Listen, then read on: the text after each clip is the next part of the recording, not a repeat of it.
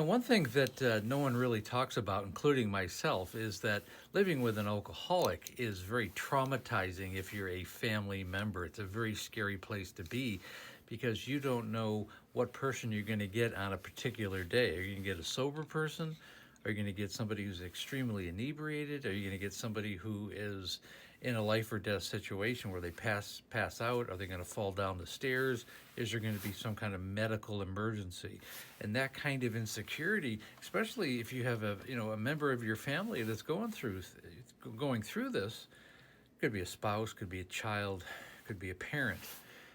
All too often, children have to grow up too fast because they might have one or two parents that are inebriated all the time. Horrible place to grow up.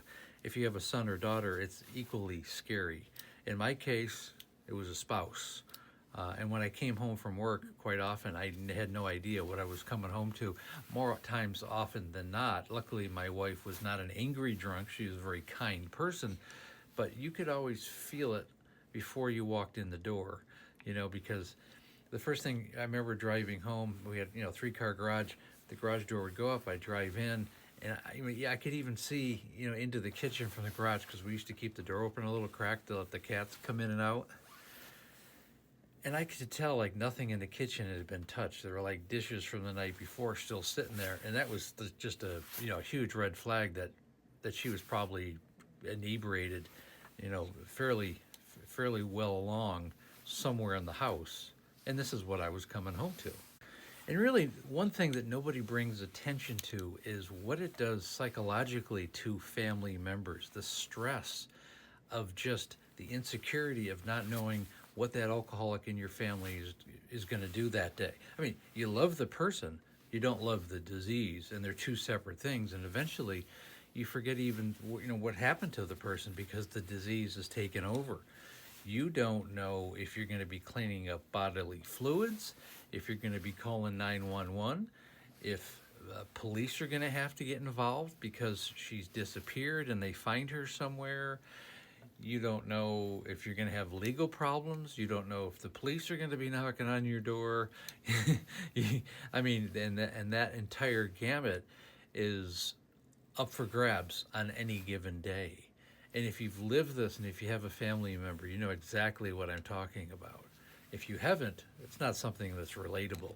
That's fine. Understand that it is unbelievably stressful to have an alcoholic in your family, and it's okay. Number one, you need to make yourself a priority. I'm going to talk about that first. And I'm making this video because recently I've gotten a lot of questions from people who are in our Facebook group. They have someone in their family and they don't know what to do. And I always tell people this: you got to make yourself a priority.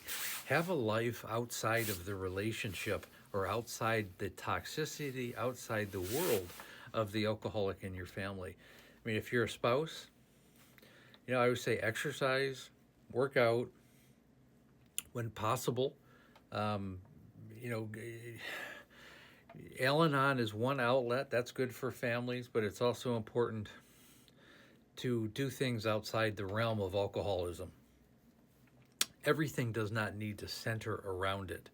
I mean, if you're into yoga, go do yoga. Okay, if you like to hike, go hike. Go find new friends. Go find new people in your life. I think it's very, very important. Do something creative. You need to have purpose away from this situation as well, because it will drag you down. It will stress you out. I mean, it can physically harm yourself even if you don't drink at all. Just the stress on your body can be overwhelming. And the trauma of just some of the stuff that you're going to have to go through and see, or maybe you've already gone through it. It's a lot of trauma. Understand that. I also make this video because, you're not alone, okay? And sometimes you might even second guess yourself. It's like, am I the one that's causing all this? No, you're not. You're being gaslit by the alcoholic because they're projecting and they're denying their own culpability. So they're pushing it towards you, making you the scapegoat.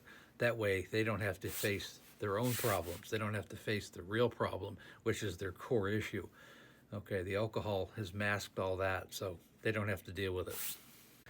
And if you take anything away from this video and you're a family member to an alcoholic, understand that don't make their problem your problem, okay? Have your own life outside that. Make yourself a priority in your life, and you'll be able to get through it. Recognize the traumatic events, and if they become too toxic and if it becomes too much drama, then you need to have an exit strategy, no matter what the relationship. Even if it's a son or a daughter, if it's a spouse, sometimes you have to think about an exit strategy, especially if you've been down this road for decades, or any amount of time. Every situation is completely different. You can't. It's not a cookie cutter situation. That's why it's so important that every person and every situation, and you hope that the alcoholic in your family is going to get better. But if it seems like they're failing and failing and failing over and over again, and it's affecting you to the point where it's a problem in your life and it's affecting you mentally, it may be time to reevaluate the situation and the relationship. And I really hope that helps. And again, if you follow me, again, the memoir is called Amanda, A Cautionary Tale of Alcoholism. This is the story of my wife's 25-year decline with alcohol use disorder. And unfortunately, she succumbed about 5 years ago. 5 years ago this February. The book is on Amazon. It's on Barnes & Noble. It's also in my link tree. You can go right to the website, and the PayPal button is right there. Again, I go live Monday through Friday right around 6 o'clock, 9 o'clock Pacific Standard Time, 9 o'clock Eastern Standard Time, 6 o'clock Pacific. We have the Facebook group. It's called There's an Alcoholic in the Family. Again, Linktree will take you right to the Facebook group. And when you're ready to work with me one-on-one, I have a complete coaching program that's designed for the alcoholic and the family of the alcoholic. Set up a breakthrough call. All the principles need to be on the call, though. And again, the call is free. The course is definitely not designed for the family and the alcoholic. 9-week course. Call me. And again, thanks for listening.